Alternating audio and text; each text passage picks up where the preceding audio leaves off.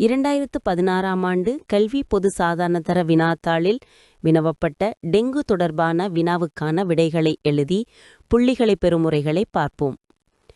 பத்திரிகை கட்டுரையொன்றிலிருந்து பெறப்பட்ட பகுதி கீழே தரப்பட்டுள்ளது. இதன் அடிப்படையில் கேட்கப்பட்ட வினாக்களுக்கு விடை எழுதுக. கூற்று: இலங்கை முழுவதும் பரவி வரும் இந்த நோய் ஈடிஸ் இஜிப்டி, ஈடிஸ் அஸ்போபிக்ரிஸ் ஆகிய 2 நுளம்பு இனங்களால் பரப்பப்படுகிறது. இந்த நோய் குக்கிரமடையும் போது தோலின் கீழ் செந்நிற குருதி அடையாளங்கள் ஏற்படல் போன்ற பல்வேறு நோய் அறிகுறிகள் ஏற்படும் நோய் பரவுவதை தடுப்பதற்கு நாம் எல்லோரும் இணைந்து நடவடிக்கை எடுக்க வேண்டும். வினா 1.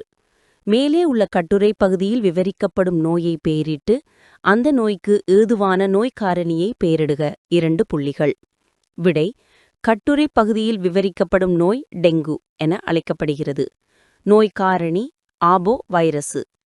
வினா 2.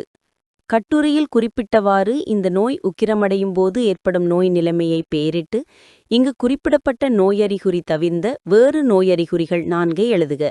3 புள்ளிகள். இவ்வினாவிற்கான விடைகள்: டெங்கு குருதி பெருக்கு நிலை, உயர்காய்ச்சல், உடல் தளர்வு, இரத்த வாந்தி, முக்கால் குருதி வடிதல், கண்கள் சிவப்பு நிறமாதல் போன்ற நோய் அறிகுறிகள் ஏற்படும். வினா 3.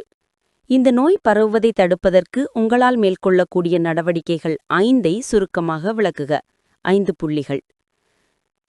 விடை: நீர்நிலைகளை நிரப்புதல், வழிந்தோடச் செய்தல், பழைய டயர்களை மண்ணால் நிரப்புதல், சுற்றாடலில் காணப்படும் சிரட்டைகள், கோப்பைகள், யோகட் கப் போன்றவற்றை அகற்றுதல், மலர்ச்சாடிகளுக்கு உப்பு போடுதல், நீர் மாற்றுதல், பீலிகளை ஓடைகளை சுத்தம் செய்தல், குப்பைகளை புதைத்தல், மீள் சுழற்சிக்கு உட்படுத்தல்.